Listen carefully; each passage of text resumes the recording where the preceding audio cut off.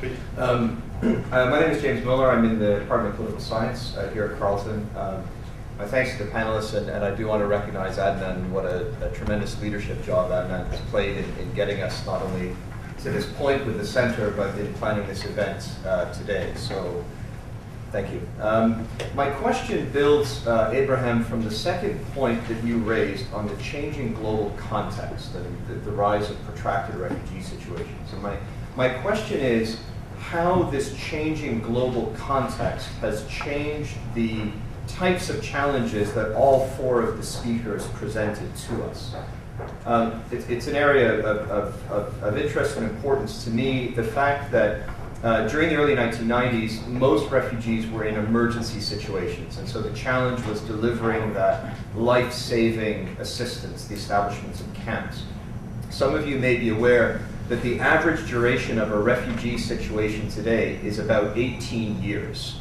So while this definition of 5 years is the benchmark, the average reality is 18 years living in very isolated, very insecure refugee camps or in urban centers. I think understanding this changing global context not only understands how issues of refugees are linked to state fragility and peace building and this political will that Abraham mentioned, but how this has an impact on what Canada is trying to do in terms of new challenges of resettlement, of using our resettlement opportunities strategically, the reception and integration challenges of refugees who've been in a camp for 18 years, how this has an impact on the economic integration of refugees, maybe not immigrants specifically, but refugees, but also the question of how this global reality has had an impact on maybe a changing discourse of protection in Canada.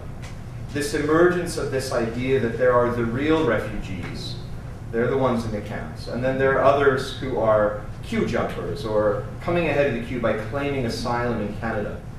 How can Canada take a leadership role at the same time in solving protracted refugee situations internationally, while at the same time maintaining the integrity of our domestic system? Abraham, I think that was for you. And anyone. Thank you.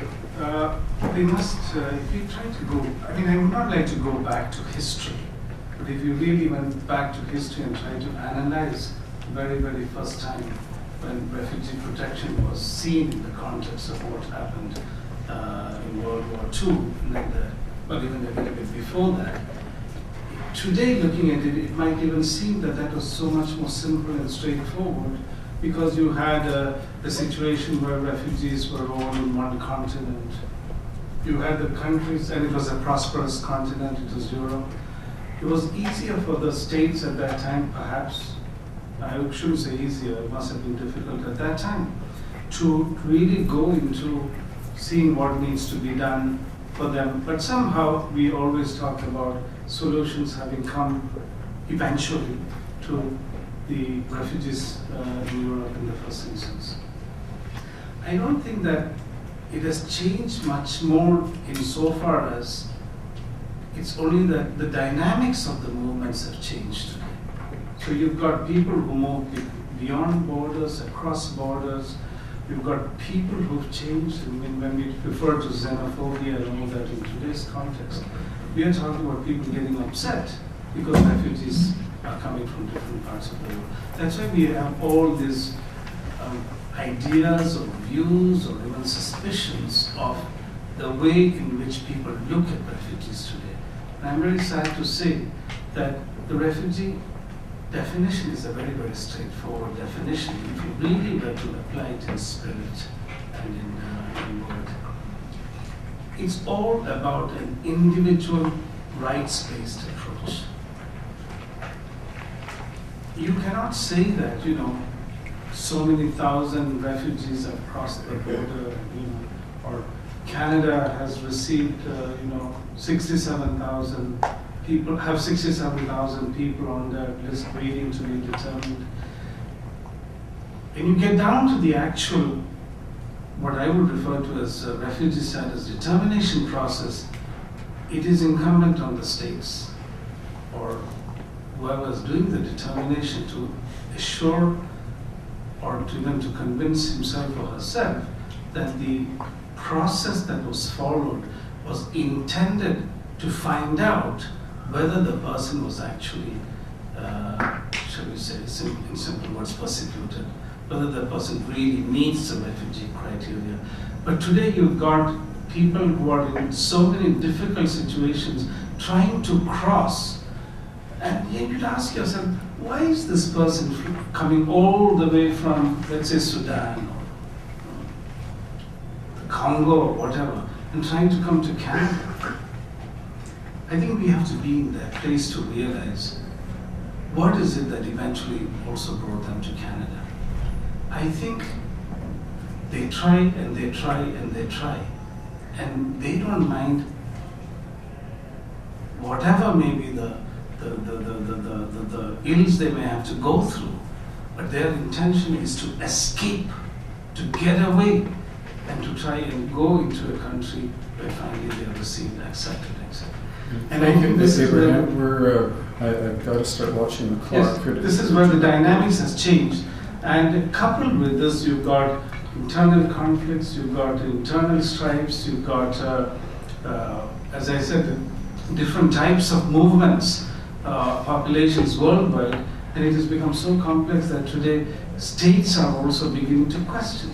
This is why you have interdiction, you've got, as I was saying earlier, visa restrictions, but I think at the end of the day, it's the dynamics of the movements that one needs to appreciate. The times have changed much. I remember flying at the age of 7. The first time when I took it. Abraham, is this a long story? No, very small. But at that time, hardly anyone traveled. But today, you can see hundreds and thousands of people are traveling across borders, and this is posing a much greater challenge to people and states and humanitarian actors. Thank you. This is when the chair gets really unpopular. We have now 8 minutes, 3 questions, and a number of answers. So Peter, 30 seconds, and then I'll go to the questions. This will be very brief. I'm going to say that it's not Abraham's fault, it's James's fault, because it's such a huge question. And it raises so many issues, and I'd love to talk as long as Abraham did. However, what I will say is that when you look at it, one of the issues is this myth, this notion. You're not a real refugee somehow if you show up in Canada. The real refugees are over there. It's complete nonsense. It's always been nonsense. It's true. With forced migration now, people come with mixed motives, not just the motive that it's not as pure and clean as it should have been. But the fact of the matter is, the great number of people who show up on Canada's shores, 45% according to the Immigration and Refugee Board, have a well-founded fear of persecution. And that always has to continue to be the issue. Thank you, Peter. Given